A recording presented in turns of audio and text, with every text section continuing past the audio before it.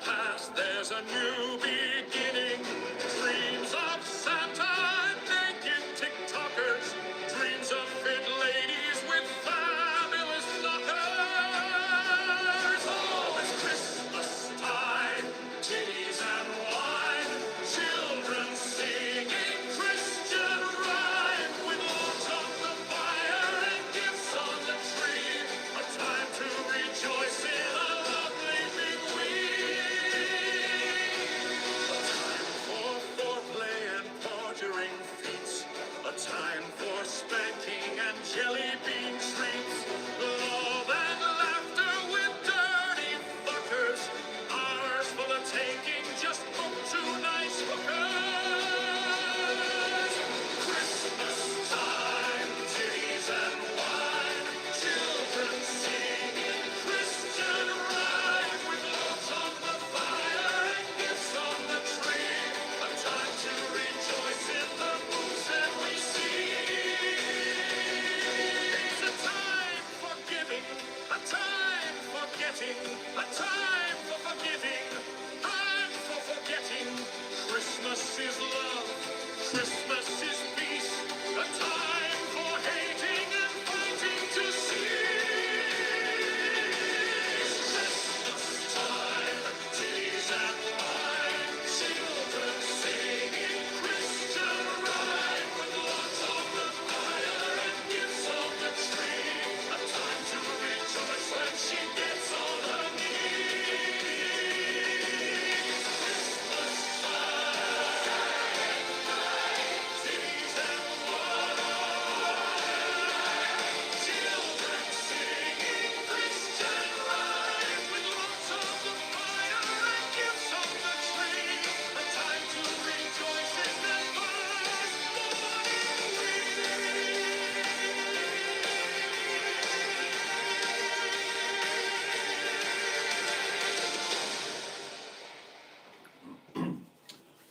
And I hope you all rejoiced in your first morning wee today. Good evening, darlings, and a very warm welcome to Monday Night Live. I am overjoyed to be here with you once again for the next 2 hours as we wave away Monday and we welcome in Tuesday. And we will be doing so in the company of our perennial and permanent pals, our matching pair of his and hers highly powered hedgehogs of truth, damn it. You know their powers. I urge you, deploy them wisely.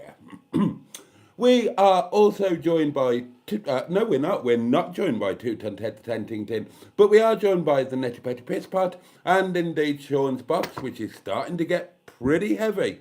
And we have the community portable electronic telephonic device upon which you could, many would argue should, and I jolly well hope will, leave a voice note for the delectation and delight of your fellow members of the inner scrotum. And at 1 o'clock to celebrate Nettie's MOT, God, we've had a disaster. We've had a disaster today.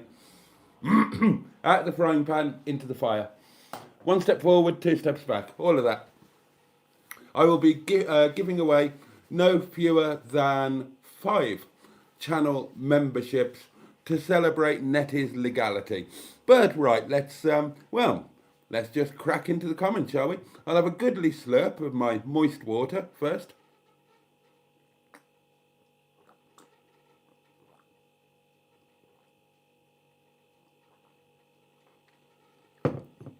There we are. Right, let's see who we've got. I'm looking forward to tonight, darlings. Russ, Dinosaur Dad. I've got to read this out. Right.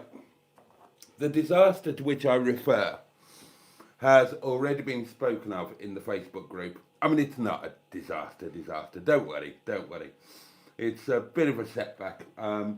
Basically, we've had a monsoon here today. Don't know what it's like where you are, but it's hosed it down today. There are floods, and it's going to rain most of the rest of the week. Now, unfortunately, I've had a netty day today. That's not the unfortunate bit. I've started going to town with her, and that's all been wonderful. However, the temporary repair. Well, it's not a repair, is it? The temporary codge that I was supposed to have fixed as soon as I got NETTY, and 8 months later still haven't done it. Well, it was a stout piece of plastic covering up the leaky skylight, and it 99.5% worked. Unfortunately, I went into NETTY at some point today, and there was a lot of water in there, and the stout piece of plastic is no longer there. So as a result of that, there's no protection. NETTY is leaking like a sieve. And I've got to read you this. A couple of people on Facebook said, you know, all the things that you'd expect. Get up there, put a tarp over it, because, yeah, I mean, I've got my tarp drawer just over there with a selection of gaily coloured tarps just waiting for them to be deployed. But this, it's just reminded me, because I saw his name.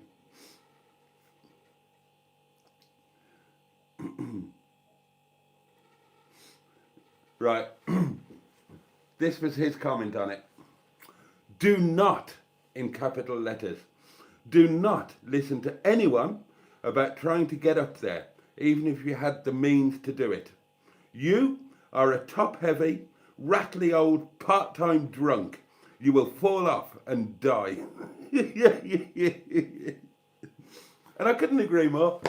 I haven't got the means to climb up there. I haven't got a ladder or anything.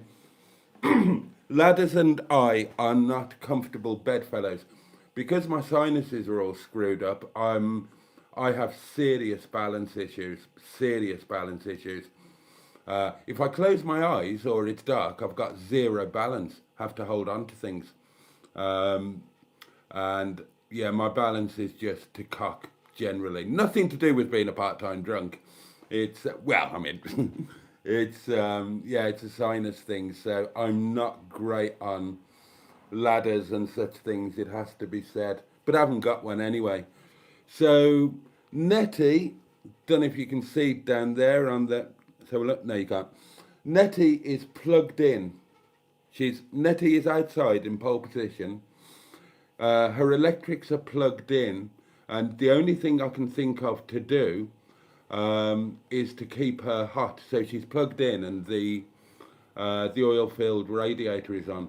That's all I can think to do to keep her warm, so that hopefully the water won't do too much damage. So anyway, there you are. Right, so Ross is with us, Dinosaur Dad, as is Jimmy. Quinn, good evening. Goat Boy, good evening to you. Stew 69 Fouquet. Richard, Paulie Galtieri.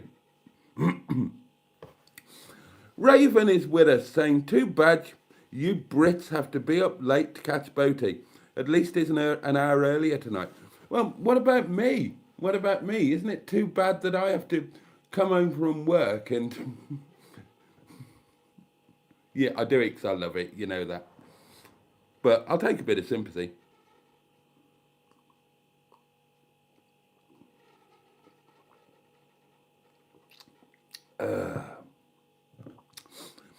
Oh, blimey. Exploring with Ben and Sam is with us. I'm waiting for you to call me for a haunted stroke urbex show special, Boaty. I don't know what an urbex is, but... And we got a voice note from Ben. We'll give it a minute, because you need to brace yourselves. We all need a spooky, haunting night with Boaty and Ben on a special together now, don't we? I'd be up for that. I'd totally be up for that. Yeah, I'd do that. JB3 is with us, saying evening cheesy puffs. Who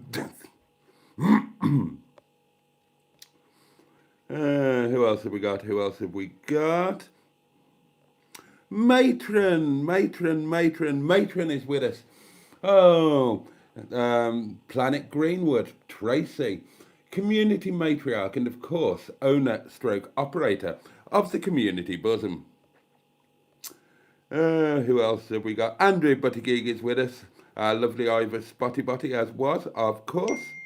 Oh, another one from Ben. Oh, we're being spoiled. We're going to get a couple. We'll come on to them in just a sec. I want to do a bit of catching up with who's here first. Who else have we got? Who else have we got?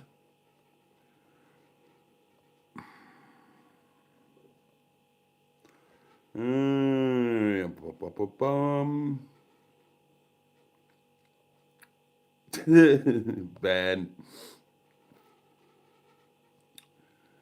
No, same names, which is lovely, of course. Fabulous knockers. I know that's your favourite bit, isn't it, Andrew? The Jamesy boy. Evening, Boaty and all in chat. When is the album coming out? Soon. Heidi Cash is with us. Bonsoir, Boaty. And bonsoir to you, Heidi.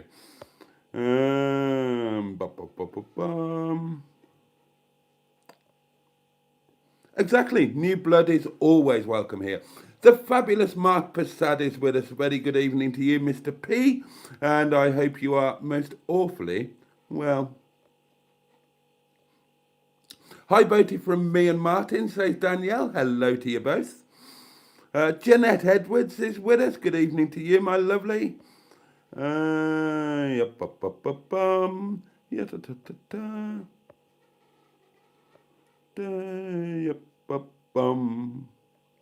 Survive Thrive 25. Good evening. Oh, I'm whizzing through here. Wrinkles 55 is with us. Hello. Dan Fango is with us. Evening all. Pleasure to be here. Always a pleasure to have you, my dear chap. Maddie's Moment is with us. Hello. Who else have we got?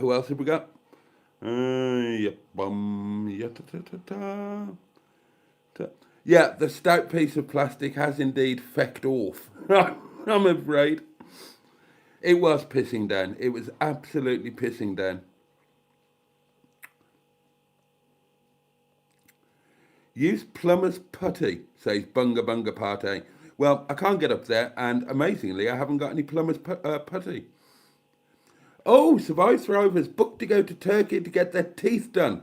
Oh, I am jealous. Count yourself lucky, Boaty, says Andrew. Not everyone has an inbuilt pool in their motor caravan. Boaty could stand on a chair and reach Netty's roof. I'd fall off.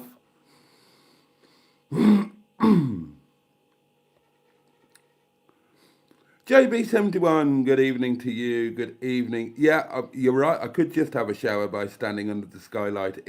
Yeah. Graham J, good evening to you. Thank you for joining us. Is there a shower in Netty? There should be. There isn't at the moment. Well, there isn't a shower head at the moment. A new one needs to be fitted along with the new taps for the bathroom.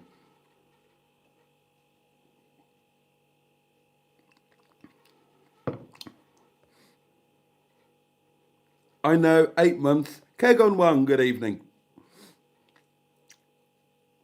Put a dehumidifier in her. I haven't got one. I've put some absorbing things in. Corrie, good evening.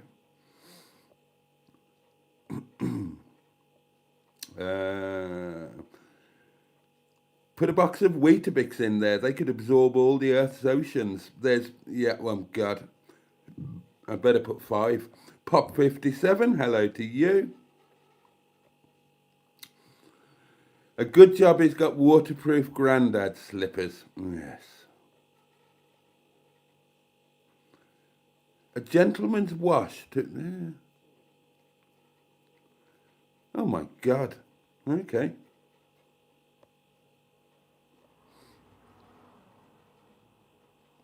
I'd say Boaty had a few gentlemen's washes in the past. Believe it or not, I go out clean. Janine Malibu Queen, the lovely Jen. Has he mentioned me yet, says Bunga Bunga Pate. I have. Good evening, Jen. And Jen's a bit late. She nipped out to get some Malibu. Oh, you're going to try Malibu tonight? You might like it. You never know. Winslow Burdett, good evening.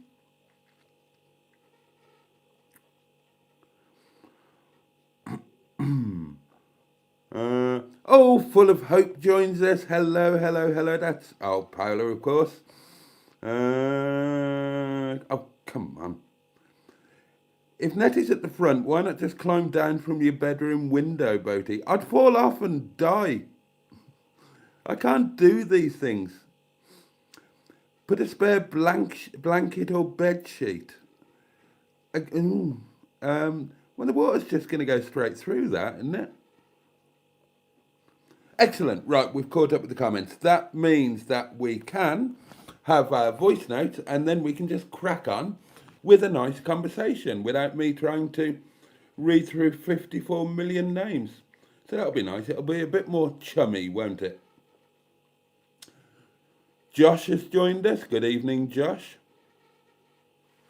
Right, prepare yourselves, darlings. Here we go. Boaty, Hello. you're looking awfully dapper tonight.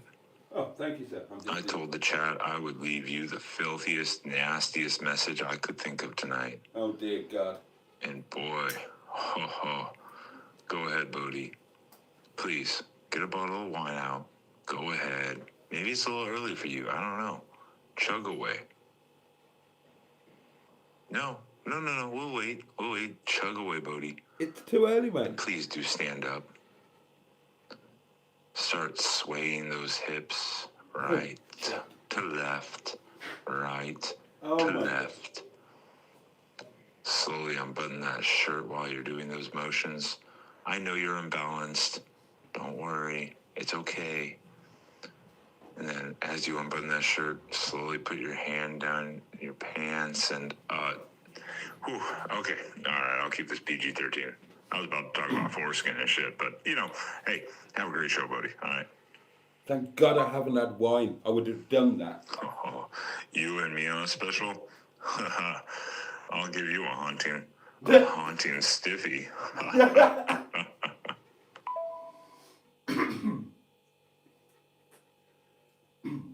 Thank God that voice note came in before wine o'clock.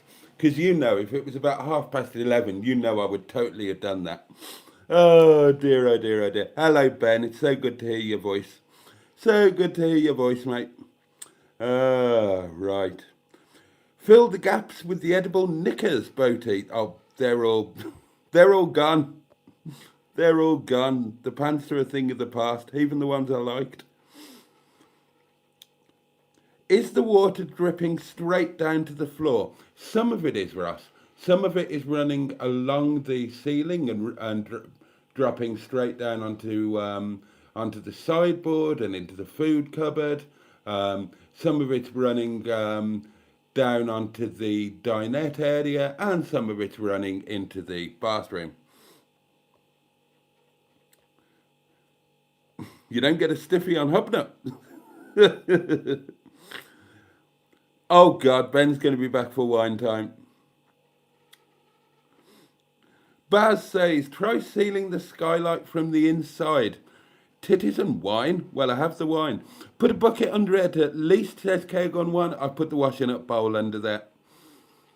Is it getting hot in here or is it just me, says Andrew? I am not wearing the knickers. The leaking is a going concern, I reckon. What do you mean going? You mean like an ongoing concern? It needs to be done. What time is wine time? Wine time, says Maddie's Moment. Wine time, Maddie's Moment, is 11 o'clock. 11 is wine o'clock. So you've got to completely sober me for the next little while. That's going to cause some serious damage. Need to get it done. Need to get it sorted ASAP. Have you ever worn a mankini? No, Heidi. I've never worn a mankini. Right, on a serious note, even I am not so stupid as to think that is not going to cause serious damage.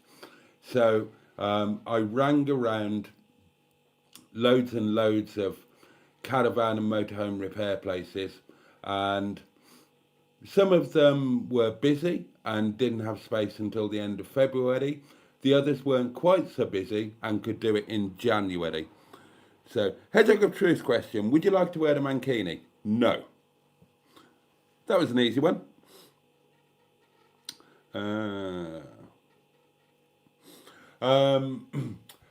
And about the 10th or 11th one that I tried was quite a nice, friendly sounding chap. And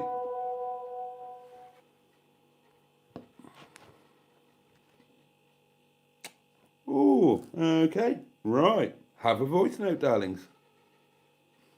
Oh God, my phone's doing the stupid thing again. Does that, You're on about your caravan and what have you. what's the matter with this stupid thing? I'm not going to go on about it here because it's just going to... Hang on, let's try again. Hi, Boaty. Hello. It's all sorts about everything here, mate. Oh, You're hello. on about your caravan and what have you in Yeah. the daily video today. I'm not going to go on about it here because it's just going to take too long. But you've got my number. Give me a ring sometime tomorrow and I'll talk you through a lot of what you were asking. And I do have the experience. I've been towing trailers from when I was a kid. I used to live on a farm, so towing trailers was just part and parcel of the job. Okay. And I've always owned a caravan, and I don't think I've ever had a car that doesn't have a tow bar. So Right. give me a call tomorrow. You've got my number, and I'll talk you through a lot of the stuff that you were asking about. And I won't give you no flannel, and you can trust me on that, all right? Oh, bless you. I'll tell you exactly as it is. So give me a ring, and we'll chat. See you later, mate. Good luck. Oh, and while I'm here, pound that box. I will. Thank you, I appreciate that. Let me just add you. And then I've got your doings, haven't I? There we go. There we go. Right. It's an early box pounding, darlings. Right. Here we go. The Netty Petty Piss Pot. Mr. Tickle. Just one. 3, 2, 1. God, that's depressingly empty. There's 3 in there. Sean's box, however, not so empty. 1 box. Welsh Puss Call. £1. 3, 2, 1. Bosh. Listen to that. Right, so the last guy that I called, the last guy, well, it turned out to be the last guy I called. He was just a little bit friendlier than the others. He's a mobile guy. And same thing, he was booked up until the end of January. But I was getting desperate at this point, so I said, any suggestions? Anybody I can try? And he was a nice guy, and he was trying to be helpful. And he said, right, are you any good with a cork gun?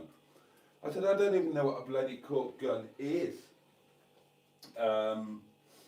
He said, oh, right, I was just trying to think of a way that you could codge it through Christmas. And then in the new year, I'll come and scrape everything off and do it properly for you. And he said, where are you, by the way? And I told him, and he's local, although he was down in Wiltshire doing a job today. And he said, could you just get up there and put something over it, blah, blah, blah. And I said pretty much the same as Ross. I said, if I tried to get up on there, I'd fall on my head and die. I said, I'm not a practical man. And then suddenly, out of the blue, he said, I can get there Friday afternoon. And I said, oh, brilliant, thank you. So somebody's coming out, well, Chris, is coming out on Friday afternoon to seal the roof up. And then that will be that. So, now, obviously, it needed doing, well, it needs doing, even more so now. And obviously, oh, I've got no water in the jug. Let me just top myself up.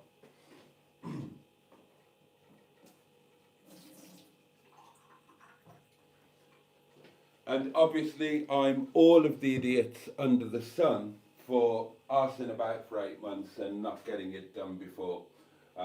So sheer stupidity on my part, I acknowledge that.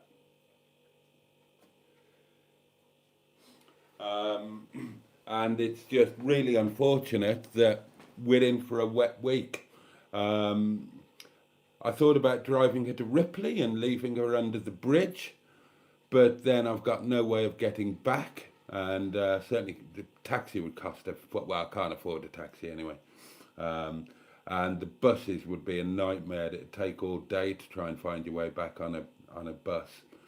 Well, that's about all I thought about, really. Can't think of anything else to do other than parking her here, hooking her up to the electric and making sure she's got heat in her, so that hopefully the water doesn't do too much damage. That left me a bit panicky and whatnot this afternoon. But then I went into her this evening and she didn't seem to be as bad. She didn't seem to be as bad at all. So maybe we'll get away with it without too much damage. But somebody's coming on Friday. She's going to be done. Obviously, I'm going to have it done as cheaply as possible because it's just coming at totally the wrong time. The last thing I needed was yet more bloody expense right at the wrong time. But hopefully it won't be too bad. I don't give a tinker's ass about the skylight. He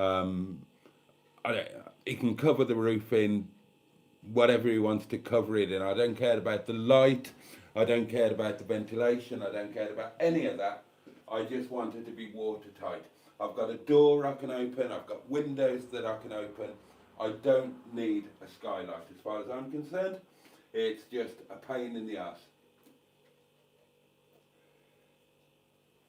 So it's one of those double-edged sword things. It'll be a massive relief and a weight off my mind when she's done. And I don't have to worry. I don't have to worry about her being on the flat. And obviously it's the right thing to do. And obviously I should have done it 8 months ago. But that's me. I'm stupid. So yeah, it'll be a massive relief that it's done. But I could really have done with that not happening right now. I've got no idea. Well, anyway, there we are. So there we go. I mean, that's the positive to take from it. She is going to be done. And until that, I was having a great time in there. Putting the new bits and pieces in and sorting her out and, preparing her for her new off-grid life. I got the power station in there and set all that up. Tested out the air fryer using the power station. Got the signs all up and working. All the good stuff. Had a good clean out in the cab. Got rid of the seat covers and the foam. Threw them all away. And Netty is just lovely, but unfortunately a bit moist. But there you go. So we'll just have to make the best of it in the meantime. And Friday afternoon at 2 o'clock, it will be sorted. Oh, and the other positive is, he seems like a really nice guy. Now, assuming that he is a really nice guy and, no doubt he'll do a proper job. He's got a website and stuff and, he's booked up until bloody the end of January or whenever it is. So, and somebody's paid for him to get down to Wiltshire and he's local. So obviously I'm going to need people to look after Netty in the months and years to come. Not just MOTs and mechanical stuff. There's going to be stuff in the hab area. And, well, there's stuff now. Fitting the new bathroom taps and shower. That's beyond my capabilities. Getting the fridge working on gas. That's beyond my capabilities. So if we've got somebody local who's a nice guy, who can do all of that sort of thing, well, that's a massive positive going forward, isn't it? So it's kind of positive. I just wish that bit of plastic hadn't. I don't know how it blew off or, well, no idea. And I wouldn't have noticed except that I brought Netty up in pole position so I could plumb the electric in. and sit out in her and sort bits and pieces out and, you know, charge the batteries up and all of that kind of thing. And I was upstairs in the guest cupboard.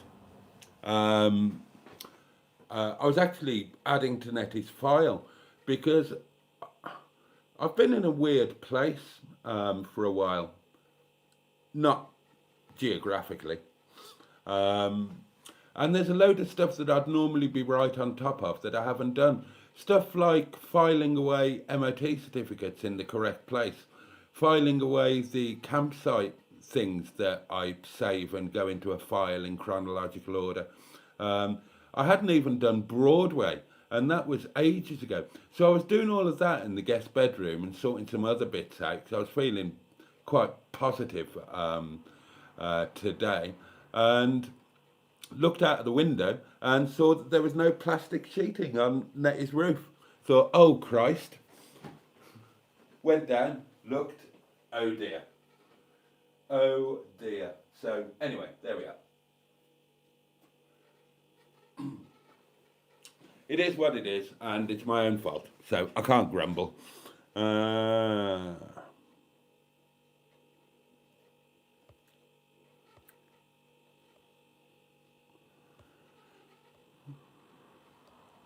Alright, let's get see. Hold on. Need to scroll back in the comments a bit here. How far do I need to go back?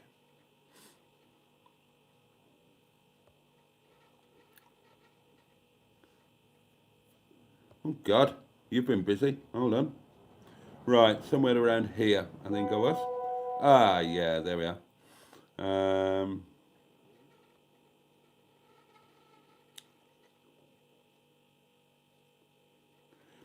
I left a comment on the latest daily diary, went back to edit it, and it had disappeared.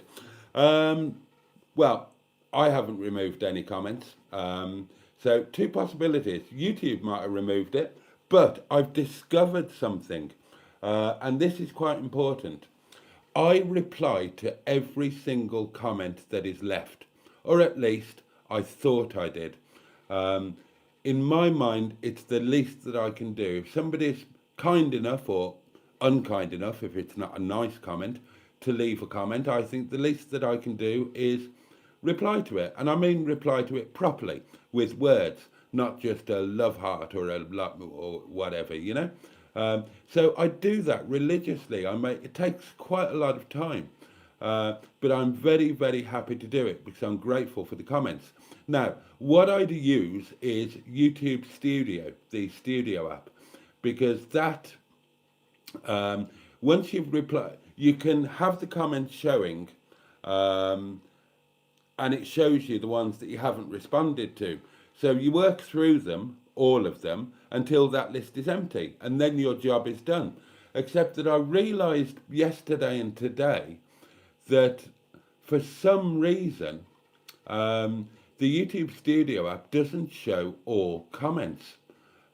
Even when you've got it set to show all comments and all of that.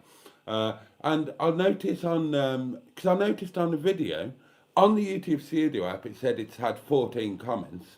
But when I go to reply to the comments, there's only 13, something like that.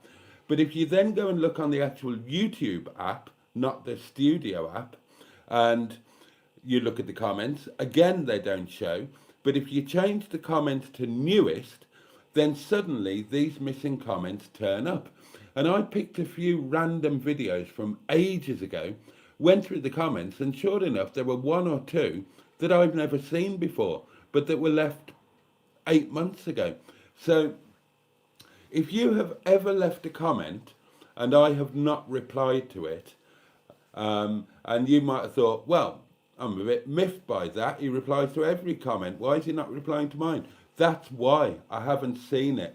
So now I know that when I've done all of the comments on the Studio app, I've then got to go into the YouTube app and check the comments again there to make sure that I've responded to them all. So Andrew, it could be that. Go onto the YouTube channel app and change the comments to newest. Otherwise, comments do get hidden. I'm learning. Where's the gorgeous Emma Lemon? I don't know. She's probably busy. I haven't kept my favourite knickers to do his birthday dip in January, but now I wish I had. Now I wish I had. Yeah, because that would be funny, wouldn't it?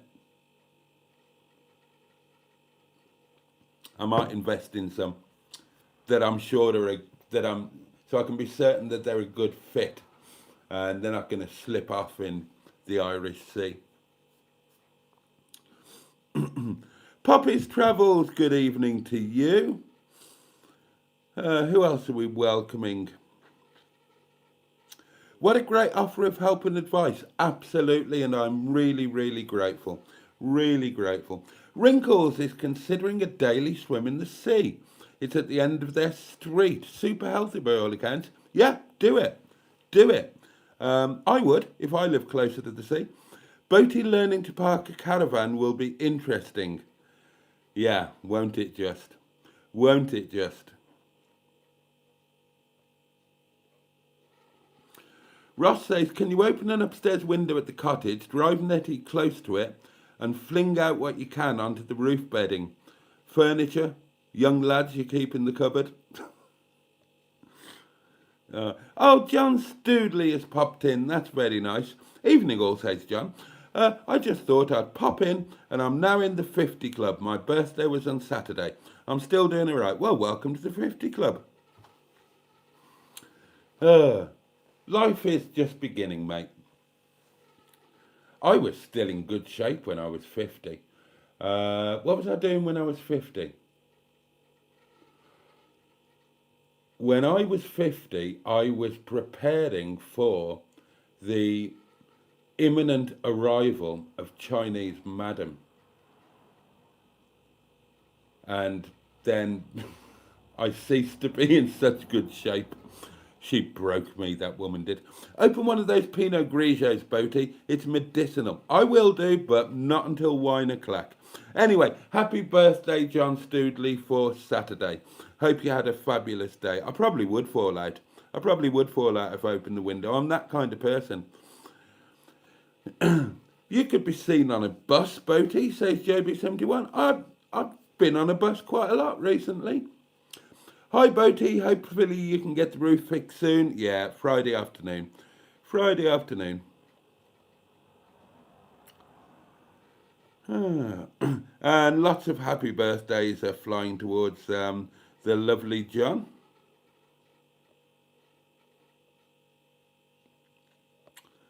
Moist old girl. Yes, indeed.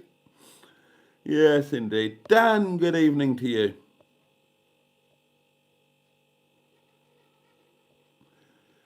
This is true, yes. Mr. Boaty's pottering lube. I found it the other day. I found it. After I put the labelling on it, Mr. Boaty's pottering lube, what did I do? I put it back into the sex drawer in the bedroom. It's still lube.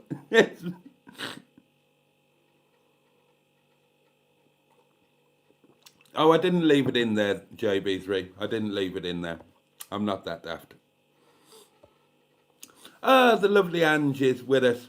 The Honourable Minister for Prostitution and Orienteering, of course. Good evening to you. And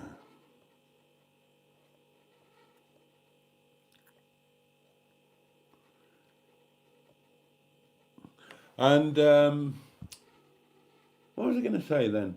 Oh, yeah, the signs. The signs look fantastic. You do get to see it lit up on tomorrow's video. Well, I mean, you've seen the Netty neon, but now you get to see the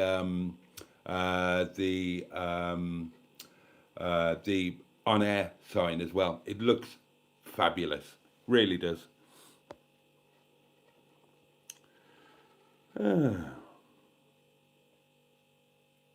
YouTube can be a bit, YouTube can be a bit funny with comments. Jonathan, good evening. Evening, Boaty, says Jonathan. What's your position of employment at the restaurant? I don't know. We don't really have positions of employment. we're just a family and we muck in together. Oh, depends who's asking. I'm normally referred to as the general manager, but it's all bollocks. It's all, but I certainly don't get the pay of a bloody general manager. That much is for sure and certain. It doesn't really work like that. We're just family, and we rock up and we do it together.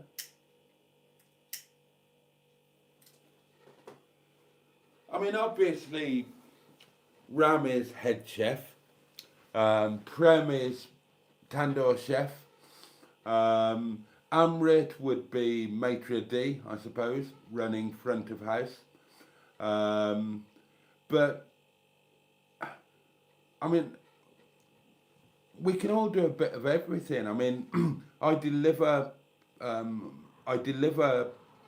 takeaways. I run the pass.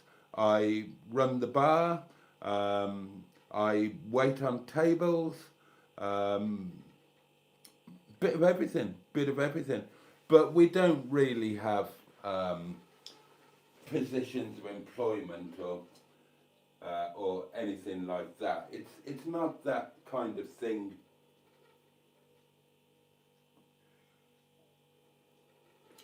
I mean, the thing is that because I'm old, all of the customers assume that I'm the boss. Well, they actually assume that I'm the owner. And that's kind of a standing joke, because they will react to me differently than they do the rest of the guys. And when people ask, then I normally just tell them that I'm the cleaner or the toilet cleaner, or just that I'm a homeless itinerant who comes in because they give me free food. Oh, we had somebody. When was it? Chin was here, so it was Friday night it was. A lady came in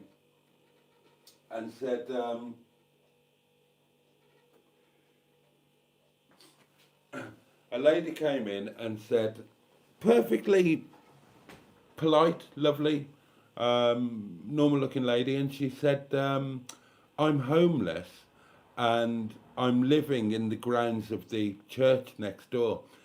I'm sorry to ask, but I'm really, really hungry. Do you have any leftover food or anything that you could possibly spare? I'm really sorry to ask. So, gosh, and amazingly, she didn't have a YouTube channel. I thought everybody who was homeless had a bloody YouTube channel now. But that's sobering, isn't it? Because there, but for the grace of God, go all of us. So,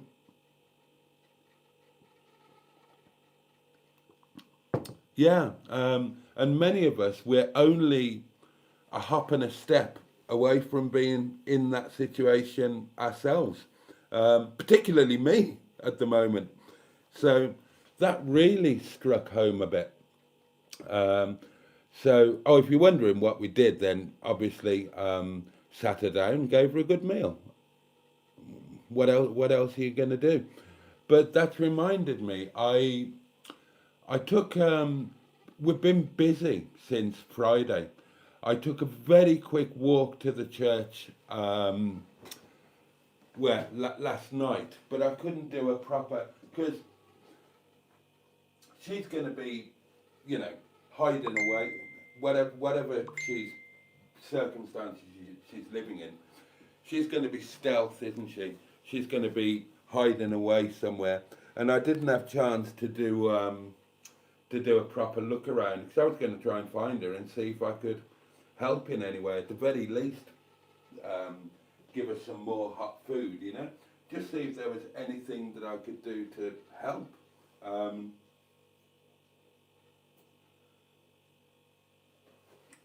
Yeah, it's one of those things. And then I felt really guilty about it, because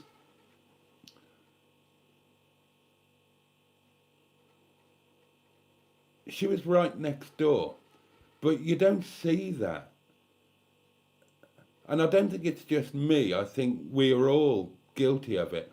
We've got our own problems. We've got our own busy lives, whatever. We don't go out of our way to look for people who might need a helping hand, do we?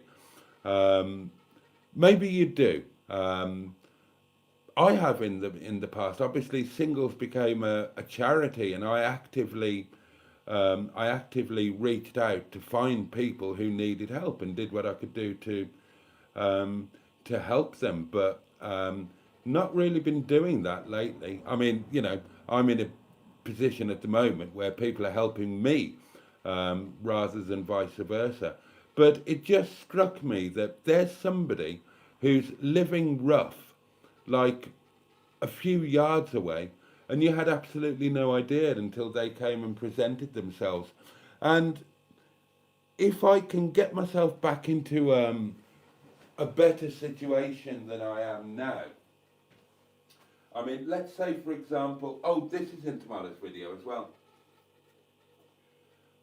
And I forgot to tell you about it last night.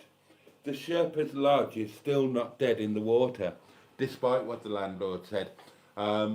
Somebody turned up there last night. I presume it was the landlord, brand new van. And they were upstairs for a couple of hours and there was clumping and thumping. So I don't know if they were putting carpets down or doing whatever. But he's clearly, well, it would appear that he's going to finish off the Sherpa's, well, upstairs. So the Sherpa's Lodge might not be totally dead in the water. And if that were to come off, so I've got that as an Airbnb, and if I'm doing a little better personally, so that I'm not, you know, in heaps of debt and trying to rob Peter to pay Paul and all of that, then maybe that could be a bit of a separate arm for the Sherpa's Lodge. Maybe I can get back to giving a bit of help where it's needed. So, you know, if there's an empty room at the Sherpa's Lodge and somebody's on their uppers, like the lady or Socks with Sandals was, you know, he lived not that far from the restaurant in a bloody leaking motorhome with no power and no heat and everything for the whole of last winter, didn't he? So, you know, maybe could be in a position where could do a bit of something, because I think we're all selfish when we're younger, aren't we? And when we get a bit older, I think we tend to be a bit more humanitarian, perhaps. And certainly on a personal level, you know, having set up Singles to charity and managed to do, you know, a bit of good here and there, and then suddenly finding myself even more on my uppers than I've been and getting a bit of help, it humbles you. And I would love, if I can, with help, get out of this situation and get myself into a better situation, I would love to do the cosmic thing and pay the universe back a bit, if any of that makes sense. It just, oh, that lady, because I don't know how to say it. She wasn't professionally homeless, and I'm told that that's a thing, whether it's for a YouTube channel or for begging if you're in a city and they'll be homeless, but they've actually got a place that's safe and warm to go back to at night. I don't know. I'm told. Maybe it's an urban myth, but it wouldn't surprise me. And this lady was just so, do you know what I mean? Do you know what I mean? She wasn't off her tits on drugs.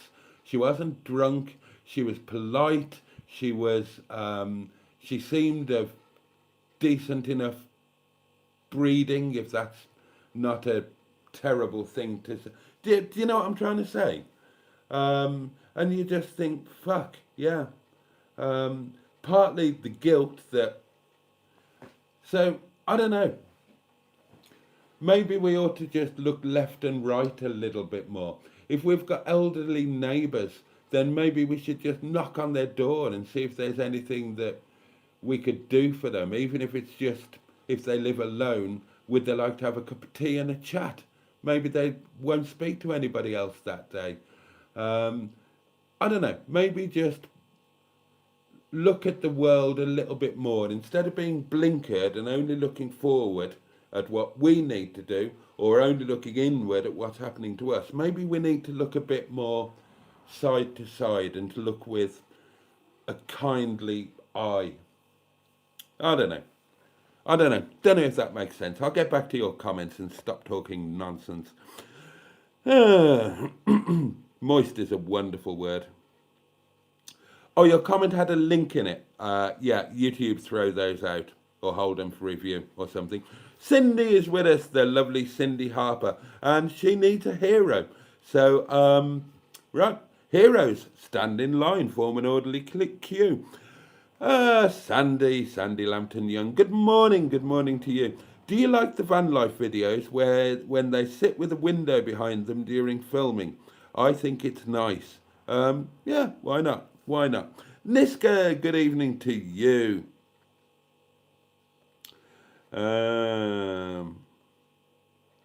Mike P, hello. Netty Kutch, hello. Netty Kutch is going to burn my filthy slippers. Oh, dear me. John Fletcher is with us, but he's loitering in the background watching telly. Who can blame you? Then there are lots of hellos flying around left, right and centre. Burn those dirty slippers, says Stu.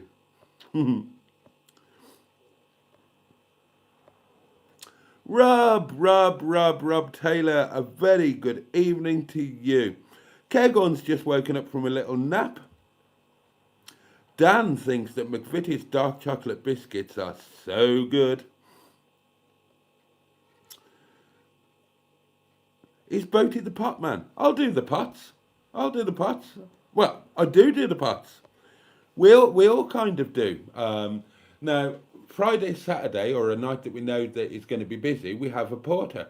And our latest porter is lovely. I adore her. It's one of those things. Oh, God, I'm going to go off on one again. I can't help it. Sorry. People are fascinating, aren't they? Now, this lady suddenly appeared. We were struggling with staff. So we decided that our porter, who is absolutely lovely, works at Sainsbury's during the day. Thank you very much. And her name is Susanna. Nepali girl. And so we decided that we would move Susanna from the sink, so from the porter, to the pass. So running the pass, packing takeaways, running the pass, dress up, bit of waiting on tables, all of that kind of thing.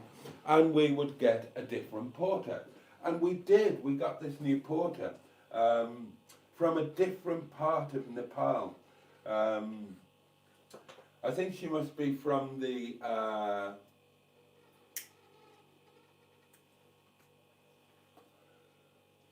areas that are nearer to China and Tibet, because her features are very different to Ram and Prem, and they're from a part of Nepal where their features are quite Caucasian, whereas the new porter lady, her features are more, I don't know the correct term for it, I apologise, but more Chinesey, Tibetic, do you know what I mean? So she turned up and she didn't speak. Didn't speak to, didn't speak to anybody. Certainly didn't speak to me, but didn't appear to speak to anybody at all. I think she'd be in her 30s or 40s. And okay, she probably didn't speak to me because she probably doesn't have much English. But she didn't seem to speak to anybody else either. And I asked about this after a while, after a few weeks. And apparently, she'd been working at Ish. Ish used to be our manager. And He opened up his own restaurant in Selston, which is not all that far away, and he's done very well. That would be, I don't know, 5 or 6 years ago, something like that. She'd been working there, and she didn't like it. She didn't like the atmosphere. She didn't like the fact that they got drunk and they were loud and they were inappropriate. And she left. She was very, very uncomfortable there. And they tell me that she's a single lady. She cares for her mother, and she's a very traditional lady in that, you know, she's pure. She doesn't like bad language. She doesn't like drunkenness, and she doesn't like inappropriate men, and she's not willing to be in that sort of a situation. And I thought, okay, right, I get that, because I know what Ishi's like, and I know what his kitchen is like, and I know what Ishi's like when he's drunk, which he always is, any hour of the day or night. And honestly, because we are a nice place to work. We are not loud. We are not inappropriate. Certainly not. Well, we are, but not when there's a lady present. We're all traditional like that. And we're friendly, and it's a lovely, family-friendly atmosphere. That's why I adore it. Some of you have met the guys, you know how lovely they are, you know how lovely Ram is. And it's just an amazing place to be. And this lady, I'm not naming her because, well, I'll tell you now. In Nepali culture, you don't call, depending on exact situations, but you don't call them by name. You call them by a title. And this lady, over the weeks and months now, has been not coming out of her shell, but you can see that she's becoming more comfortable. She started eating with us, whereas she would never eat before. She expressed interest in how the pass works, and what you have to do, and she started doing a bit of that. And one night, I went in there, and I said, as we all do, hello everybody, hello Ram, hello Prem, blah blah blah blah blah blah, and she just sort of turned her eye and looked back, as she always did, and I said, hello Bueni. Bueni means younger sister. So when you are addressing somebody that you're not particularly friendly with, and it's a lady, you would call them, depending on their age and your age, you would call them Bueni, meaning younger sister, if they're younger than you, Didi, if they're older than you, or Auntie, if they're really old.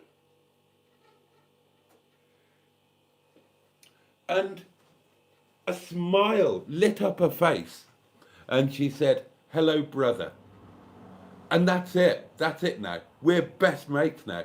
So every time I go in, I'll say, evening, Brainy, evening, brother, hello, brother, and we'll say good night. And the first time I did it, it sparked a little chat, because, of course, they all call me Jason or Shiba. But technically, they should call me Di, meaning older brother. And so Susanna started joking about, saying, oh, right, okay, good evening, Jason, Di. And I said, oh, you can call me Di, I don't mind that, as long as you don't call me uncle, because that would mean I was really, really old. Di's okay. I mean, Susanna's in her 20s, so Di is fine. If she'd have said uncle, I said, if you ever call me uncle, I'm going to call you Babu, meaning a really small child, you know? I just thought I'd tell you that because I love the people that I work with, and I love where I work, and I love that somebody who was so uncomfortable and frightened of being in a situation again that she couldn't deal with is now one of us, and I just think that's lovely. It's a little bit of humanity. and I'm quite the fan of humanity. Right, we've got a voice note. I will catch up with your comments, darling. Sorry for going off on one. And then it's wine o'clock, isn't it? Right, here you go. Get your ears around this. I was at a restaurant and the waitress asked me if I wanted a box for my leftovers. I said, sure, let's go. We went 3 rounds before she knocked me out cold. I guess she was really serious about the pound that box part of the job. Pound that box. That wasn't a bad one. That wasn't a bad one, to be fair.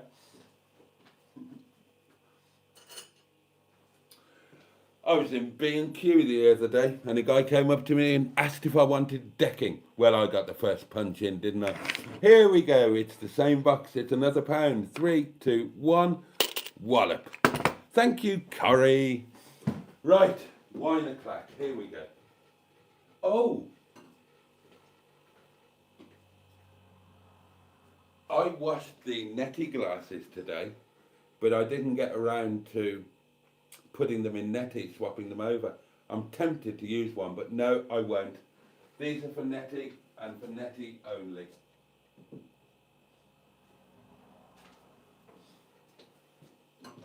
I'll be good. I love those glasses.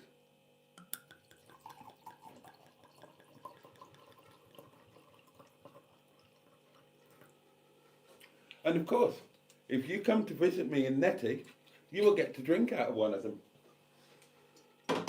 Bring your own wine. I'm only joking. I'm only joking.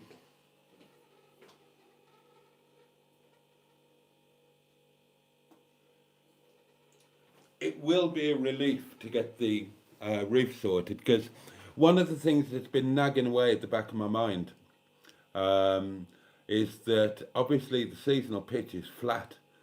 So I've kind of been trying not to think about how am I going to cope with Netty on the seasonal pitch when it's flat. She's going to leak.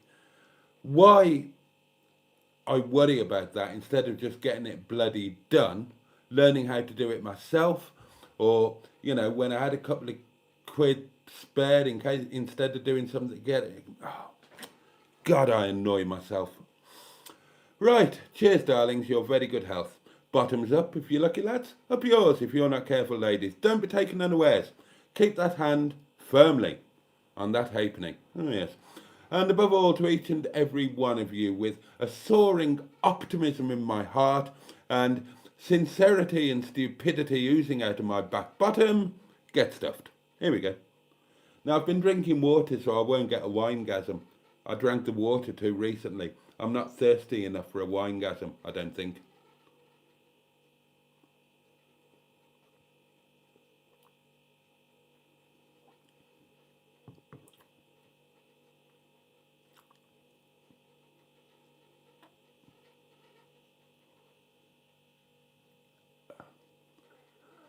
Semi. Oh.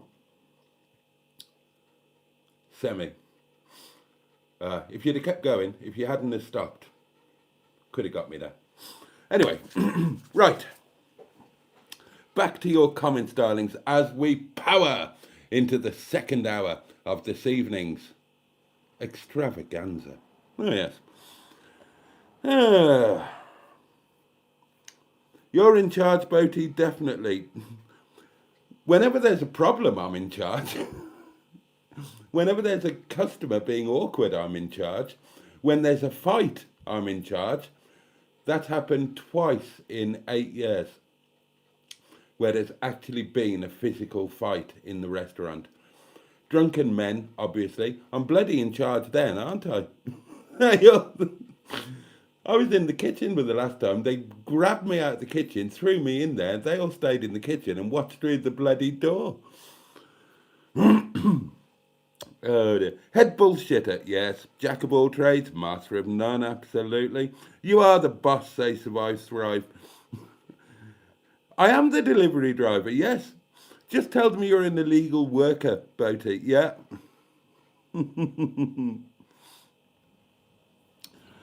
Hey Boaty, says Jeanette, do you wait on the customers like Julie Walters' soup sketch? I am no waiter. I am no waiter. So yes, I do wait on the tables, but I'm very much a last resort because I am crap. They can all do it properly. I can't. I mean, I can just about carry a plate of food in each hand without getting my thumb in their curry. That's about it. I can't do all of the piling the plates on your arm stuff and all that stuff that the others do. Ram is brilliant. You want to see Ram? Ram trained as a waiter in India in a very posh hotel before he did his chef training. They can all do it. They can, clearing the table. So the customers finish their mains, right? They can clear a table in one go. All of them can do it. Even little Jyoti, whose arms are no bigger than my finger. They can load up, they know how to stack the plates. They load them all along their arms, all clever stuff. They know how to hold their hands so that you have to hold your fingers in a special way so that you can carry two sets of plates in the one hand without them touching each other, and they'll clean the whole table. Whereas me, I'm like one plate, toddle off to the kitchen, come back, another plate. If I'm really pushing the boat out, I might put one plate on top of another, and then I'll drop the knife and fork into a customer's lap. I am crap at waiting. Absolutely rubbish. It's not something I've been trained in. It's not something that I've ever done, and I'm no bloody good at it. I'm brilliant at running the pass, and I'm great behind the bar. I mean, I had pubs, so of course I'm going to be good behind the bar. But the waiting, oh God, I'm hopeless. Absolutely crap. Embarrassingly bad. They all laugh at me, and rightly so.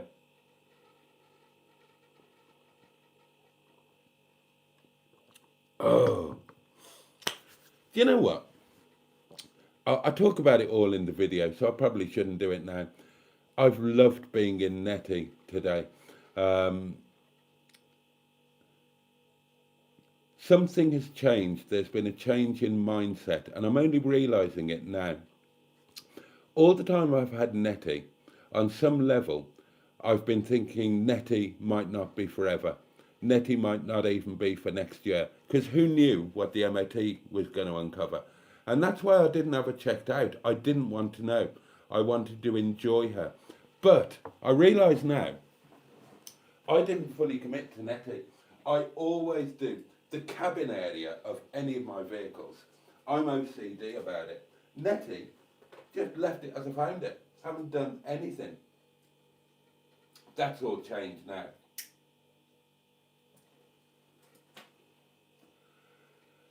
Because now I know that I can be fully committed for the long term. Because I know that NETTY is a viable long-term proposition. She's solid. That's the main thing. Mechanically, anything can be changed. She could have a new engine if she needs it. The hub area, that can be dealt with. But fundamental chassis rot, that's what becomes terminal. And she's okay, she's solid. So that means that I can fully commit and fully bond.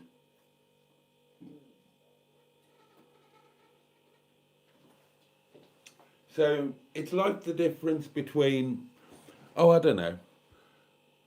Imagine that you're with a girl and you're kind of boyfriend and girlfriend, you're seeing each other, but at the back of your mind, you think the full commitment isn't there.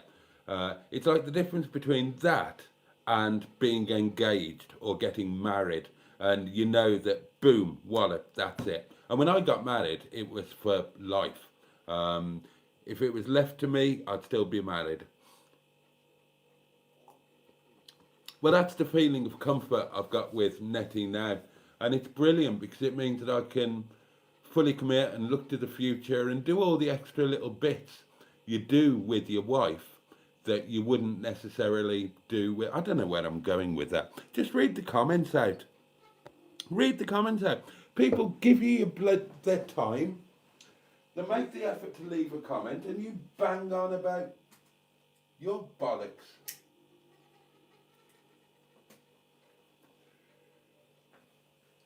They deserve better than you, mate. All right. I know. Right, come on, comments. Here we go.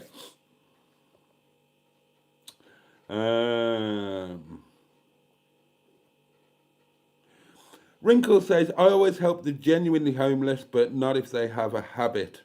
Yeah. I'll buy him a coffee or something to eat, says Kagon1. Don't like giving them money, though. This woman was a figment of your imagination, says Luke P88. There were a lot of imaginations that she was a figment of. Why are you stalking a homeless woman? Was she hot? Really? I saw your video when you confessed you were a stalker of ladies. Really, Cindy? Cindy, is humour not a thing in your universe? Is irony not a thing in your universe? Is sarcasm not a thing? But above all, do you understand the concept of humour? Do you understand the concept of saying something that is clearly not true in order to amuse or to be entertaining? Or because of your, I don't know, does that pass you by for some reason? It's not the first time that you've come out with comments like that. Now, I presume that the video that you're referring to was who stalked who. Talking about a particular situation where, of course, neither of us stalked either of the others.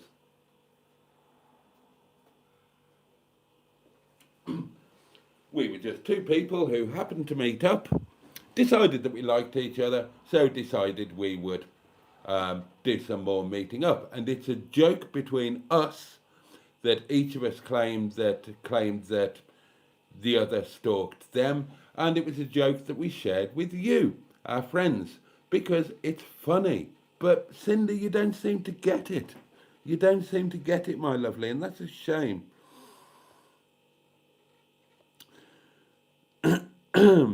Evening all, late to the party tonight, says Jim's Ranch. You haven't missed a thing. We were just killing time until you got here. Karma, says Ross, something good will happen back. Boaty, get your furniture up in the Sherpa's Lodge. That would be helpful, wouldn't it? Wouldn't that be helpful?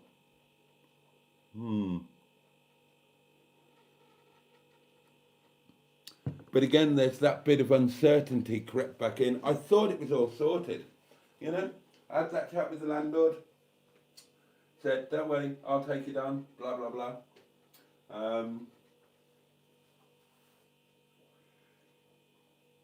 And then there was the, the bit where he said, right, I'm not spending any more money on it. I'm going to sell it. Update on that. I know what he would want for both upstairs and downstairs.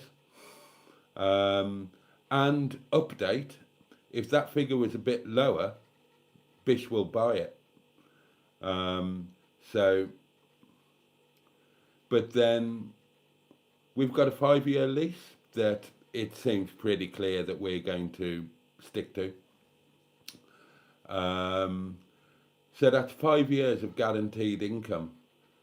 Is the landlord going to sell? I don't think so.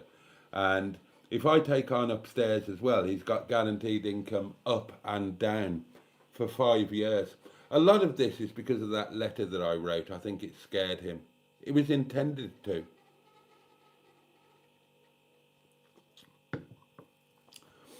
Oh, need to have a proper chat with him, because it doesn't have to be all of the grief that he's making it out to be. We had a great relationship with his dad. We've got a decent enough relationship with him. Instead of him getting ripped off left, right and centre and having the grief of trying to sort things out,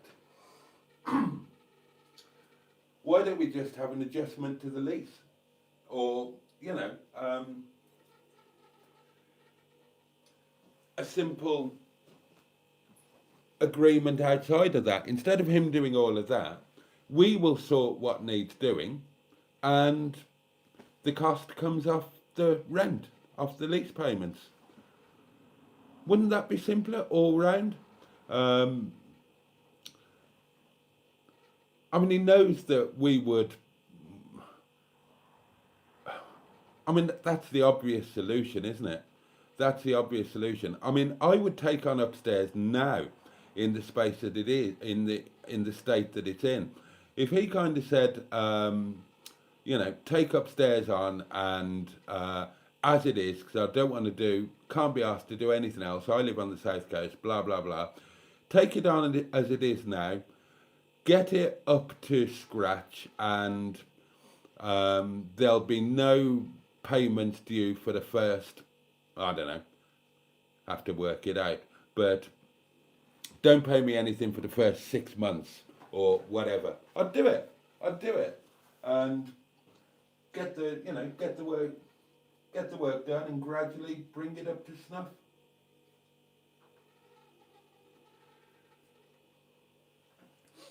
But again, it gets mentioned in the video tomorrow.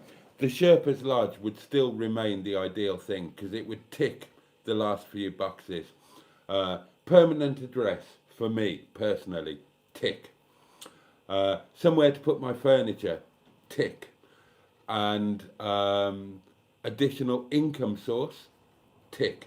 If I've committed to the restaurant for as long as my family are there, which in my mind I have, then I might as well take that on as well. And with the seasonal pitch being where it is, that's the perfect place to be, so that I can oversee it and run it. And if you're wondering, why don't you just take it on as your personal place? I can't afford it. I can't afford it. I can only take that place on if it wipes its own nose, if it pays for itself.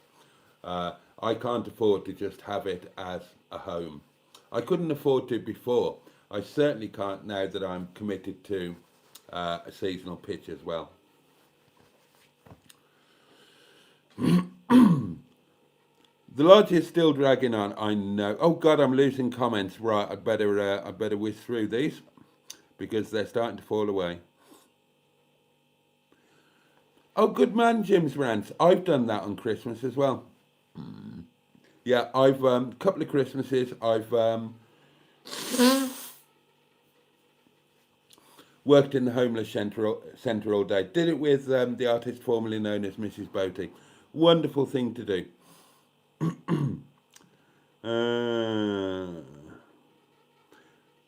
I was out walking in the peaks the other day, says Luke P. I think you'll love living out in Netty out there. I think I probably will. I've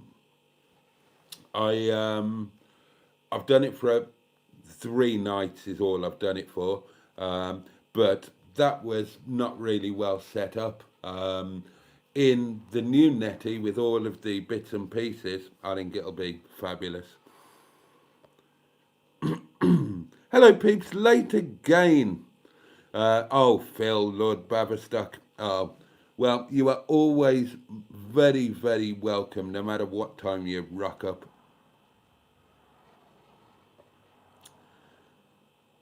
She was just down on the luck. We've all been there, yes, absolutely. I'm there now. I was homeless for a couple of years, aged 17 to 19, says Matron. Lived in a B&B, a bedroom with cornflakes for breakfast and dysentery going round monthly. I'll write my memoir about it one day. It was an experience. Yeah. God, yeah. See, I'm lucky. Somebody left a comment on a recent video saying they haven't got my luck, and there's an angel sitting on my shoulder looking over me because I seem to get away with stuff. And again, my initial thought was, what? Do you not know about my life? Because, I've had a lot of bad stuff. I've had a lot about my childhood, bloody hell. But he's got a point. He's got a point. Yeah, my childhood was appalling. You wouldn't wish it on your worst enemy. And I've had my share of shit as an adult. And I thought, well, even this year, but yeah, he's right. I'm blessed. So far, anyway. Touch wood. Whatever's been thrown at me, I've survived it quite cheerfully, really. And I can see that people would look and think that, yeah, things are working out. But I regularly watch a video by Formula One driver David Coulthard where he talks about making opportunities happen. And I'm a firm believer in that. I think I've always believed that the harder you work, the luckier you get. And part of that is opening doors.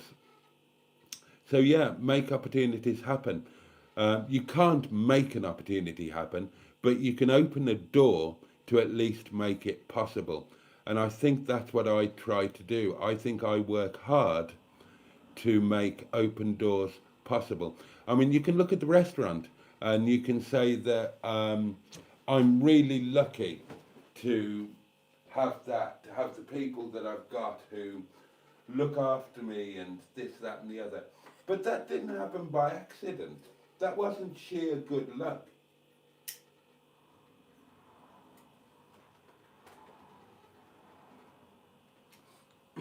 I'd been in an accident. I was broken. I was skint.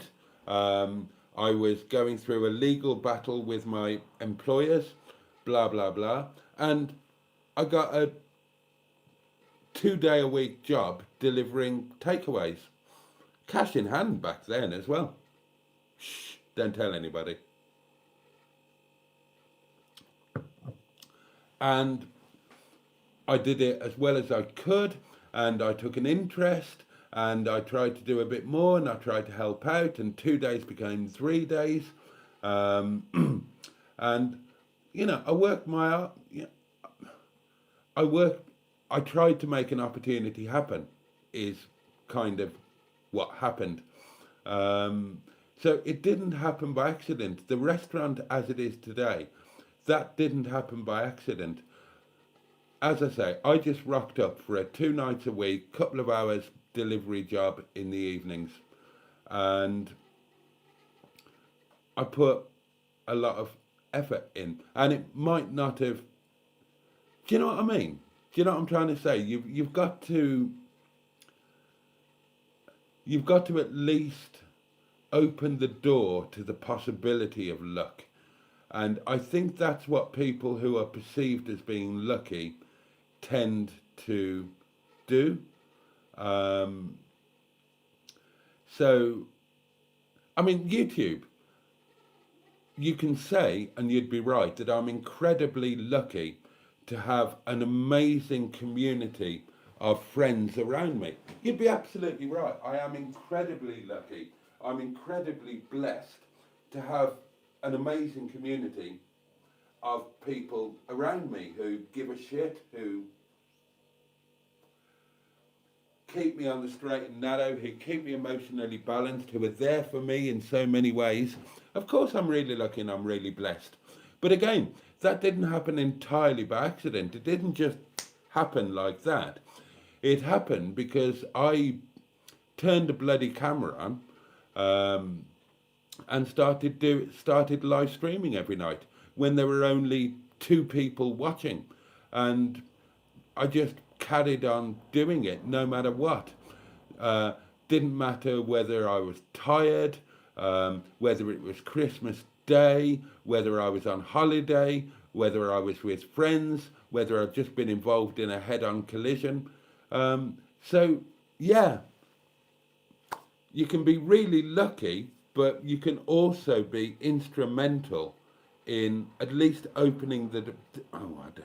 I don't know if any of this makes sense. What I do know is that the comments are flying around, flying away. I need to catch up with them. Right, come on. Let's whiz through a few. Get caught up. Oh, I'm not touching that one. That's too controversial.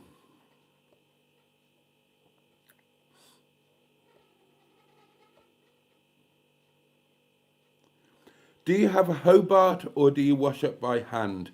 We wash up by hand, both at the bar and in the kitchen.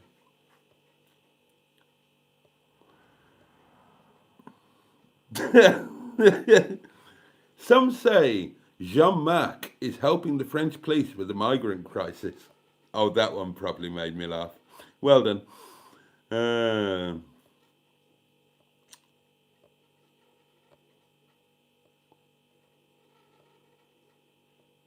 Neither do I. Neither do I. I don't know how they get through the winter either, being homeless. Oh, wine o'clock. God, I'm half an hour behind on the comments. Okay, right, come on. Right, I'm going to whisper over these.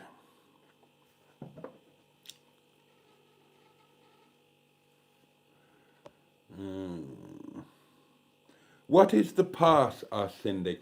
The pass is the counter, the heated counter, which is between the cooking area and the restaurant door side. So the pass is where the cooks present the food, and the plates are then dressed and garnished and so on, and then the waiting staff will collect the dishes from the pass to deliver them to customers in the restaurant. The person running the pass is effectively the chef de cuisine. It's their job. If you're running the pass, it's your job to coordinate everything. So you have to coordinate the chefs to get the, so you call the orders, you coordinate the chefs to get their individual bits ready at the same time. So, I don't know, trying to think of examples. So, I don't know. So you've got a chef special. So that means 3 people. If you've got a chef special, then there are 3 people going to be involved in putting one plate together. You've got Ram, who's going to be making the curry. You've got Prem, who's going to be making the naan bread element. And then you've got another, whoever it happens to be, who's going to be sorting out the rice, whatever the rice is. You've got to coordinate those 3 people to get those 3 elements of food piping hot and fresh on that plate at the same time. You are then responsible for overseeing it, making sure that it's exactly what was ordered, making sure that it is properly presented. You will then be responsible yourself for the garnish, and you will then coordinate the waiting staff to get it out to the table promptly. We have a little bell, while it is still piping hot, because you don't want it, yeah, the pass is heated, but you don't want it sitting there for more than, well, I'm not comfortable with it sitting there for more than about 15 or 20 seconds. Once it's plating and garnished, I want it out there, like, immediately. I want it to arrive at the customer's table literally steaming, literally with the steam coming off it. So yeah, that's your job when you run the pass. Coordination, garnishing, plating, presentation, and yeah, just making sure that everything is up to scratch. I haven't forgotten about the gifted memberships. I'll catch up with the comments. I've got a voice note to do. Then we'll do the gifted memberships. Right, come on. Here we go. Right, I'm just going to whiz through these because they're falling off. Mike P's food news. Leftover Sunday chicken turned into chicken fried rice with sweet and sour sauce, cooked by me, of course, for the good lady, and I did the bloody pots again.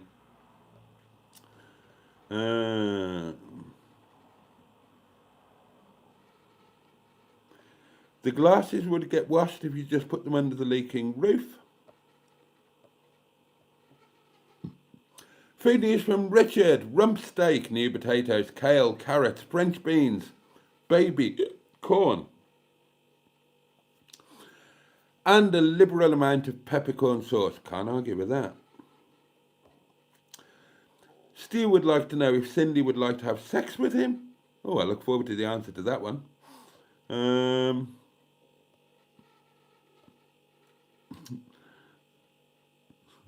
Someone will say yes one day, Stu. Keep asking, says Matron. Yeah. Mr. Boaty said he has a semi. Inappropriate. Again, do you see what I mean? Humour, Cindy. Humour. You have a very literal mind.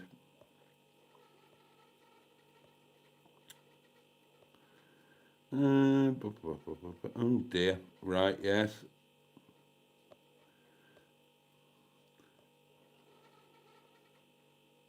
Oh, Cindy has agreed. Cindy has agreed. Right, so that's it. That's it. Stu and Cindy. There we are. She has agreed. You must get rude customers, surely. We do, JB71. We do. And I love dealing with them. I love dealing with them. I genuinely enjoy it. Right. Come on, let's fly through these. Let's fly through these. Who's the nicest stroke kindest person you ever met, Boaty? Oh, oh God, off the top of my head.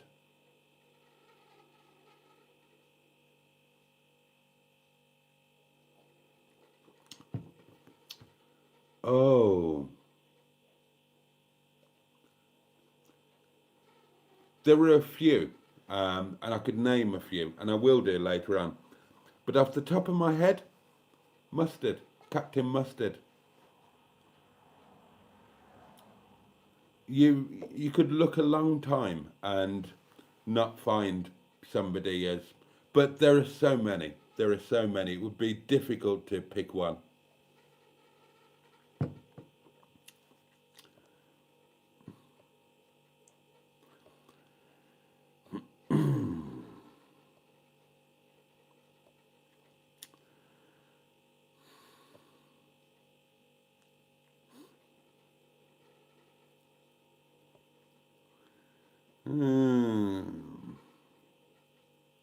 Possibly, Matron. Yeah, that's perfectly possible.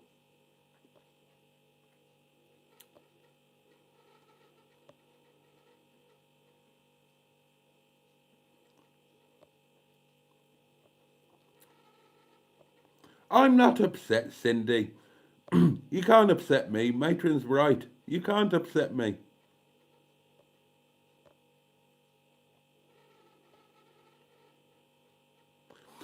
Have you heard from the landlord of Windybum about timescales for leaving? No, and I don't expect to until the beginning of next month. I would imagine that I need to be out by the end of February. If I'm lucky, that might extend to the end of March. But I'm working in my mind on February. I don't think he'd give me notice to quit by the end of January. I think that would be too harsh.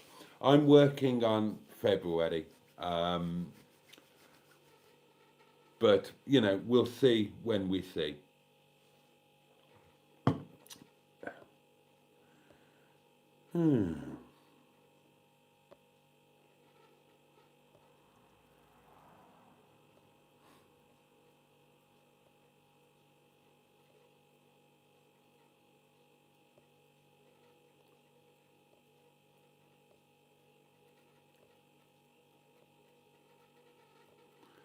You thought I had Tourette's?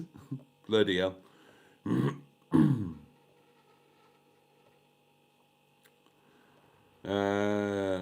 Oh God, I've got YouTube comments pinging in as well. Right, come on, I need to whiz through these, don't I? Anybody who has to deal with dementia has my incredible sympathy. It's horrible to deal with. It's harder for the family than it is for the person suffering it. because they don't have the awareness. Somebody that I care a lot about is going through that at the moment. It's a bit of a hard subject.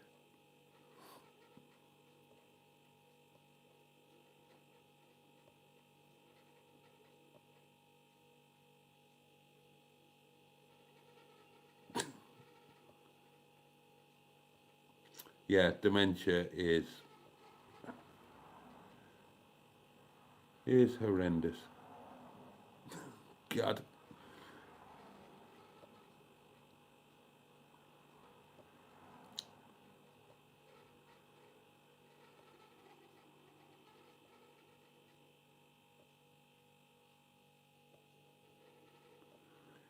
Oh, now it's really getting complicated. Bloody hell.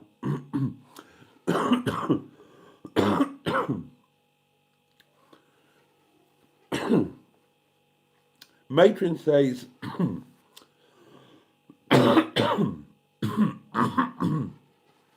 Matron says, I totally agree re Mustard being one of the kindest people. He's probably one of the kindest people I've ever met too. I mean, there were a few, but yeah, he kind of did spring to mind because he hasn't got another side, has he? He hasn't got another side. Hedgehog of Truth question from Richard. Who was the biggest bastard out of Noel Edmonds and Nigel Mansell?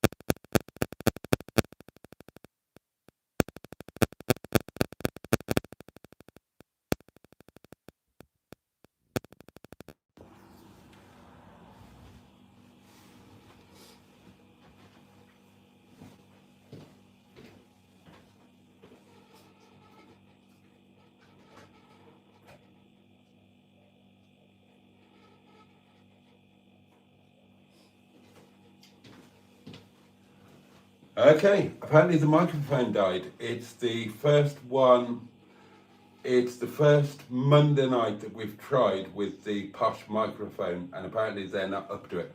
Can you still hear me? I'll scroll to the end of the comments.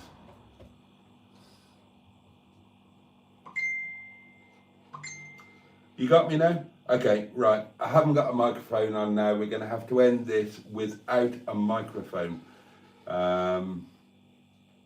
So, oh, it sounds better now. Oh, right. So, yeah, we were talking about Edmonds or Mansell being the biggest bastard. I would say, from my personal standpoint, I would have to say Mansell, because Edmonds hit on a girl that I was just seeing, whereas Mansell hit on a girl that I was engaged to. But he wouldn't have known that, and Edmonds wouldn't have known that. So in my mind, they are equal bastards, but I hate Mansell a little bit more for that reason. Does it really sound better? Okay.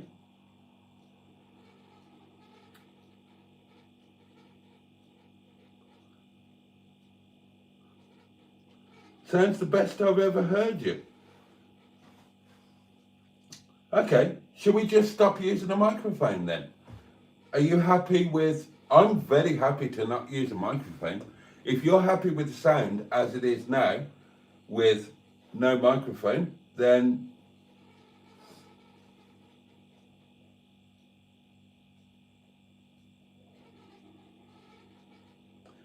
Can't hear a bloody thing, says Raven. Oh, it's loads better, apparently. No mic is great. Perfect, says Survive Thrive. Clear as a bell, says Richard. It's louder, says Jen. Right. Okay.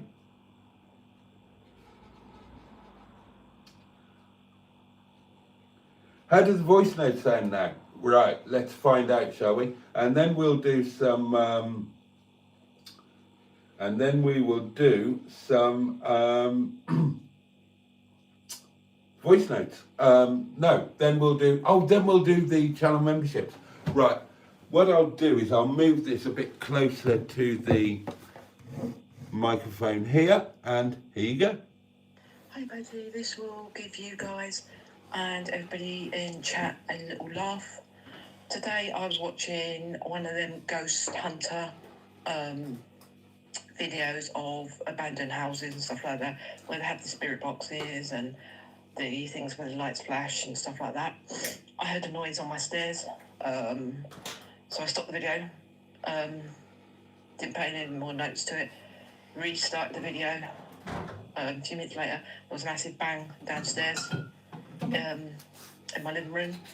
I stopped the video again. I got out of bed after I got off the ceiling from making me jump so much.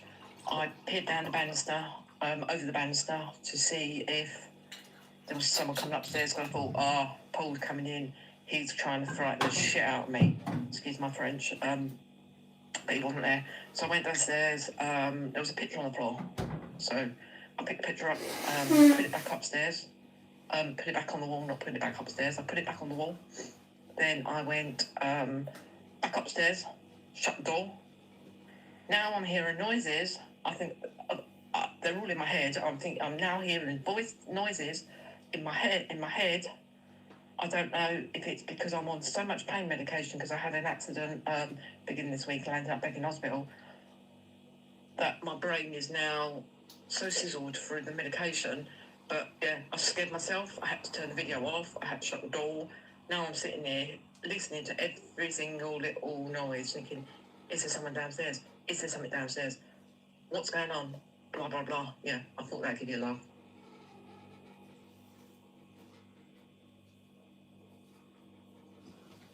Well, not sure about a laugh. That sounds pretty awful to me.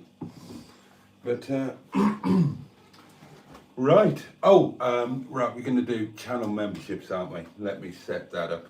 Let's just have a quick look at the comments.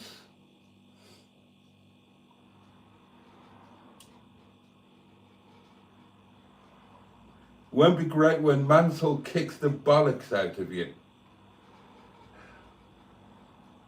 He must be about 90 years old now, for God's sake. And I'm no spring chicken, let's face it. Oh, come on. Right, seriously now, joking apart. Prime Mansell versus Prime me. Only one winner.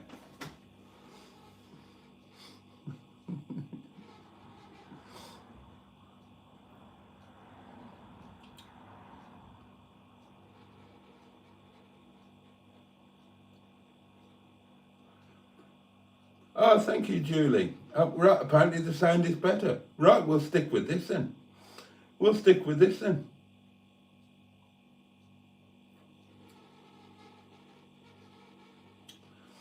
I, says Matron, had an extremely spooky dream about Boaty the other day. Woke up about midnight. I don't believe that. When did you ever go to sleep before midnight?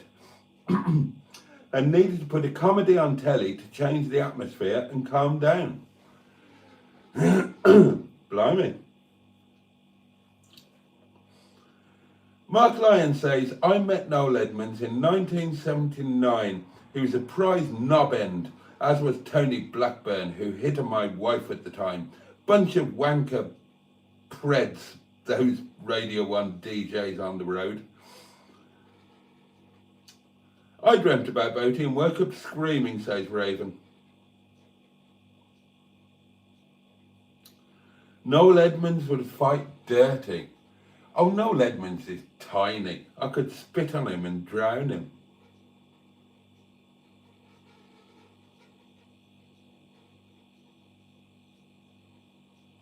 Oh, John has sent a voice message, but he did it on Messenger to fool me.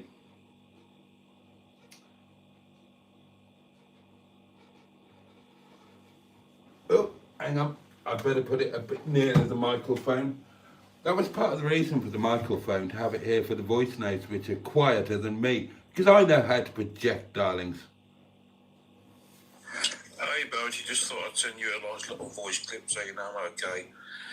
Thank you very much for the birthday messages to the community, much appreciated. I'm just watching your live on the TV. I'm using a different microphone to do this because I bought myself some, so yeah. Hopefully everyone in chat is okay, and hopefully you'll sort Nettie's roof out. Oh, God. Because obviously you need a nice and dry, so she's not leaking everywhere and ruining your stuff. Because that wouldn't be good, would it, Mr. Boaty? It No, wouldn't. It would not. No. Okay, I'll speak to you soon. Bye for now. I can't wait to get Nettie's roof done, because that was suboptimal today. Of course it was. My own fault, my own fault. But other than that, oh, the connection, me and Nettie today, and seeing her as she's going to be, and oh my God. And I was in there, and the lights were on, and she was lovely and warm. Oh, right, update on the heating situation. That little oil-filled radiator, no, absolutely no use whatsoever. Didn't touch the sides really. And I'm not as disappointed about that as you may think, because although the big one, which is amazing and makes Nettie lovely and toasty, although that's a pain in the arse because it can't be stored away, I have to lash it with a bungee cord to a stout post, and it gets in the way. It's kind of Nettie's. It's been there from my day one with Nettie. I bought it for Nettie. And it's kind of fitting that it stays there. Only for when Nettie is on electric hookup. When we're wild, the diesel heater is more than enough. The diesel heater is fantastic. You see that on Tomato's video as well. It's not all driving, Tomato. There's some driving, but it's not all driving. So that'll be a nice change, won't it? And then, all being well, in a week's time, we're going to be doing this from Nettie, and we're not going to be here. We're going to be somewhere else, and we're going to be out in the wild and living life on the edge, darlings. But yeah, that little oil-filled radiator, no use to it. I put it on, I left it on for ages, and she got up to about 13 degrees. Then I put the diesel heater on as well, and got her quite quickly up to 23 degrees.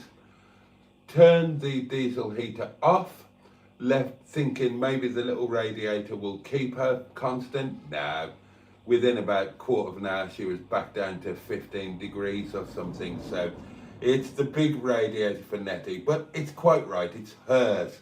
I shouldn't have tried to take it off her. It's hers, it's part of her. It's been there since my day one with her, and it's quite right that it stays. Right, come on, channel memberships.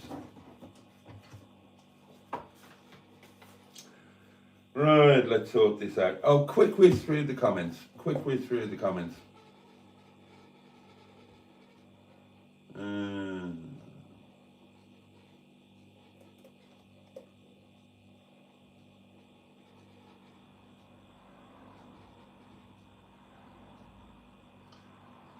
Oh, curry and wine solves everything.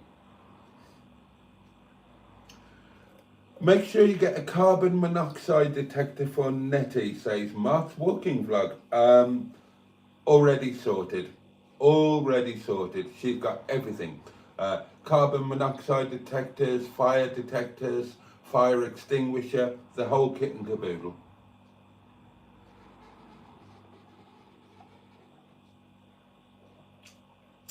Paul on the wall, good evening. Do you have Skype, Boaty? I don't think so.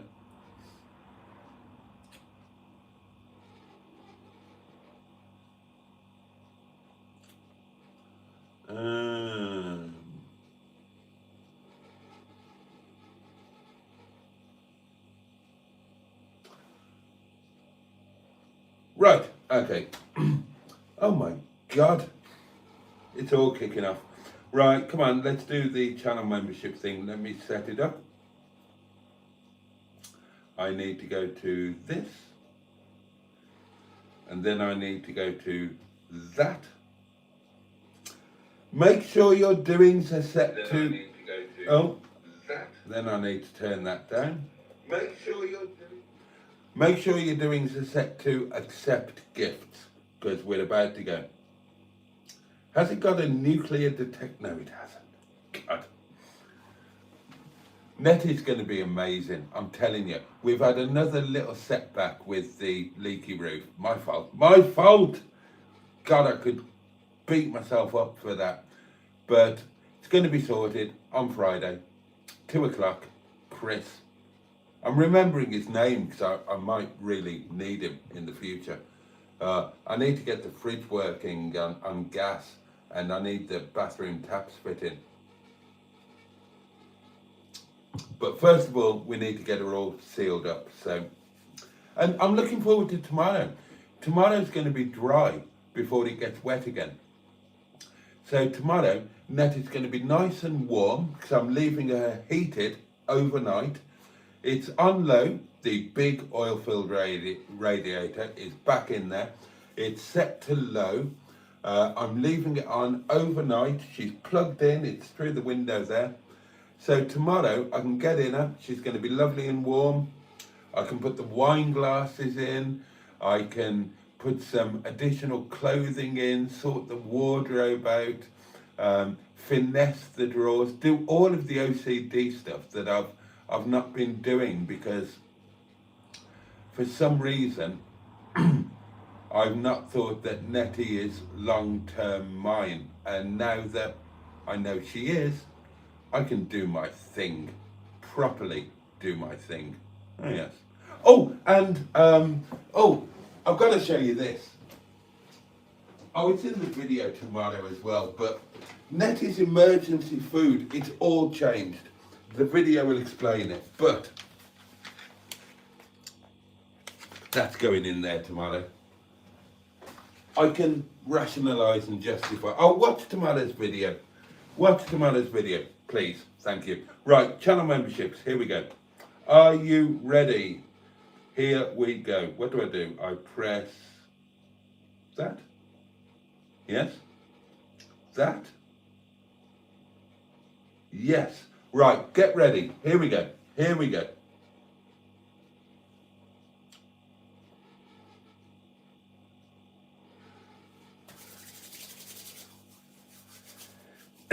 Channel memberships about to go. 5, 4, 3, 2, 1. Wallop. And the channel memberships go to Mick Billy, Shay B290, Conrad 8906, Associate, what? Where's my thing?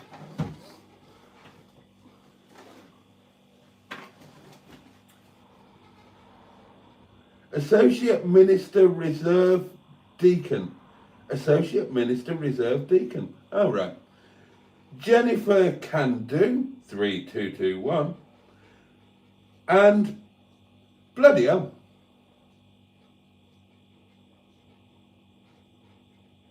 Hold on. Is that 5?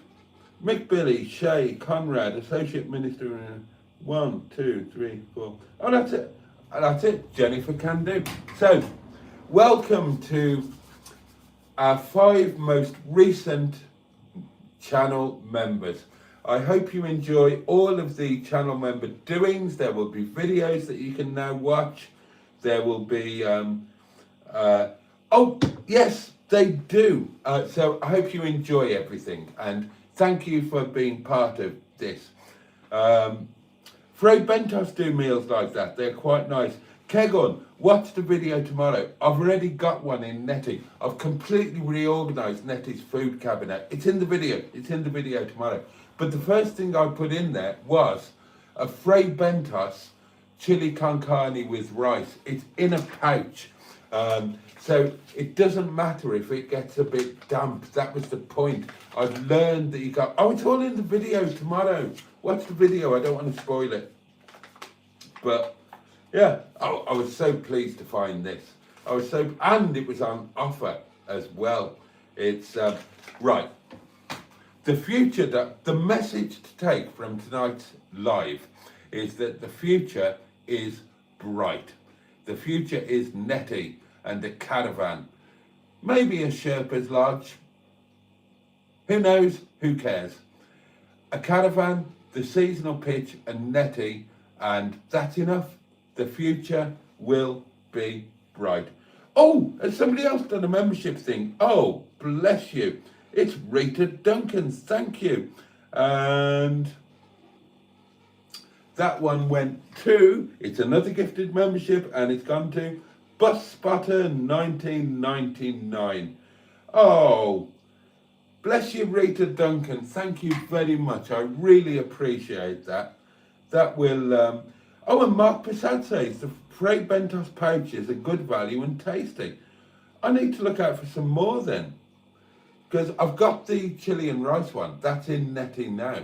And I saw this and I thought that will go with it. That's what we need.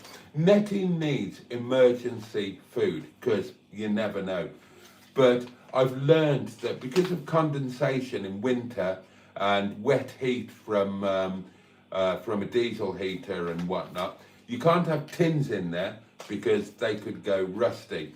You can't have anything in cardboard in there because that will go soggy. So I'm learning how to organise my food cupboards. So for example, so yeah, things like this, they're fine. Deal with that. But my, oh, I haven't gotten it. Oh, I have. Right, my coffee pod things, I can't put them in there in those. In summer, no problem. In winter, condensation, that gets all soggy.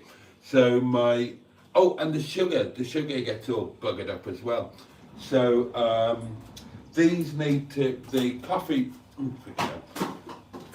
pods are now in the takeaway container, so they're airtight and watertight and all of that.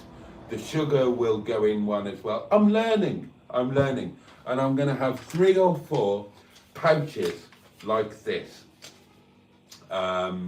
as emergency food for NETTY. So this is meatballs and fusilli pasta, dolmio. I've already got the Fray Bentos chili con carne and rice. And if you can recommend any others, because I'd like to have 3 or 4 in there really. Because, you know, if I'm away for the night and I've got company, we might need an evening meal and a lunchtime meal. You never know. Right, time to start saying your good nights, really, isn't it?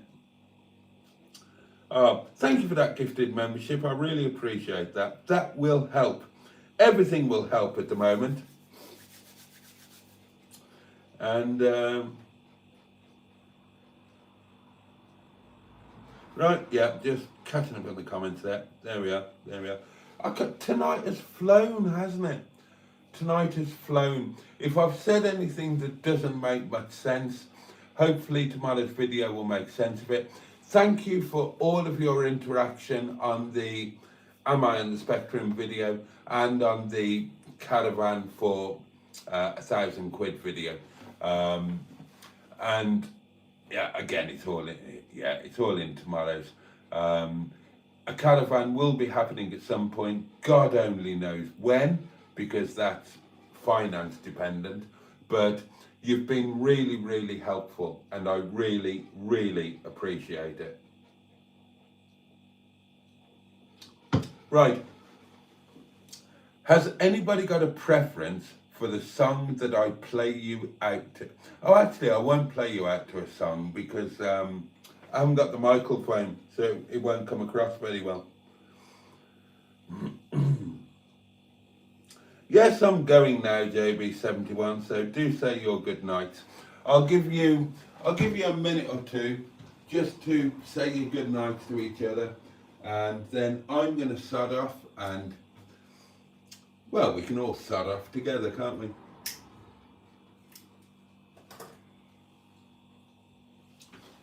Tomorrow I'm going to play with Netty again and get the wine glasses in and more good things, and it's all good.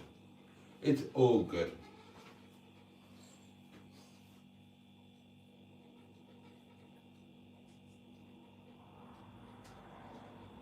And for the rest of it, whoever Cindy is doing whatever with, we'll have to catch up with that tomorrow night, I guess.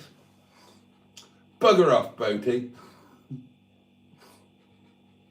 Oh, you're welcome. You're so welcome. Good night, all, and delicious dreams of me, I hope, says Cindy. Great life, Boaty, and all in chat, says the Jamesy boy. Cup of tea, saying good night to everyone. Oh dear, I can't read that out. He needs to start drinking at 10 p.m. the first night at Lickpenny. Right, I've done 2 lives. In the whole of the history of this channel and these live streams, I've done 2 live streams where I started drinking early, very early. And they were both the result of being in the company of a certain person who is a bad influence, but isn't anymore, isn't any kind of an influence anymore. And they didn't go entirely well. Although they were funny, to be fair. They were funny.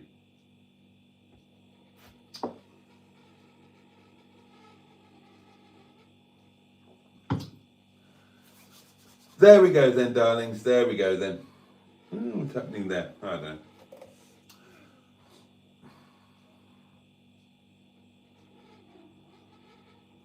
Oh, yeah, I forgot about that one. Yeah, you're a bad influence as well, matron. Yeah, Solomon's nipple. Yeah, that was the worst one. That was the worst one. That was, oh God. That was the night when I was so drunk. Before I even started the live stream, I was absolutely, entirely cataclysmically trousered before I even started it. That was a train crash of a live stream. But it's the only one that I ever watch back. I don't watch the live streams back, but that one I do. It was night 2 at Buxton, my second night with Netty, if you want to watch it. And it was a train crash. If you know the inside story, then it was even funnier than it would be if you didn't know. Oh my God, that night. Oh, and I am going to recreate.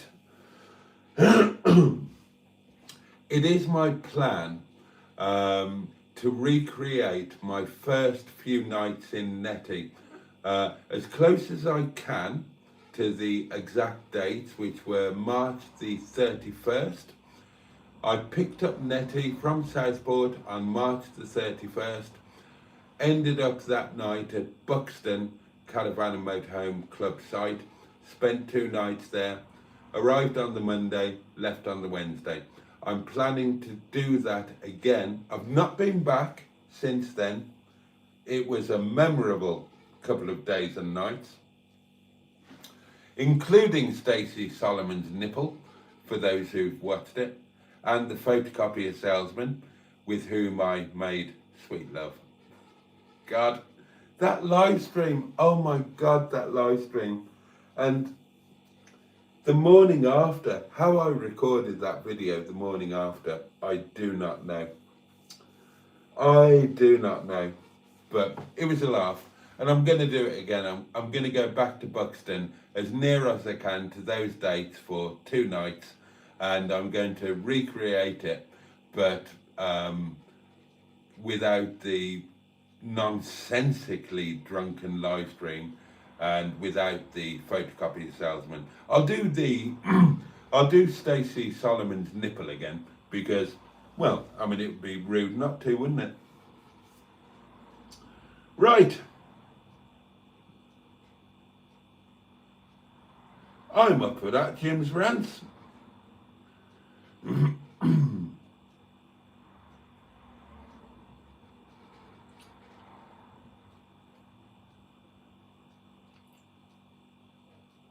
Oh, you said, Mark, yeah. Yeah, an amazing setting, Buxton. It's an old quarry and you're underneath the cliffs. It was amazing. And it was amazing for you days. I won't forget those. Right then, darlings. Let me thank you so much for your company. And let me wish each and every one of you a safe and peaceful night. And a good day tomorrow. May the new day bring you pleasure, may it bring you joy. At the very least, I pray that it's manageable. The candle, and I can't believe that candle is still going. How are you still going? The candle, as unlikely and improbable as it might seem, will be relit tomorrow night. Later, 11 o'clock, but still we get the full hour. I can't wait to see you then. In the meantime, all the love in the world from me. And on that note, Pachoo! And indeed, oh yes, here we go. 3, 2, 1, bosh!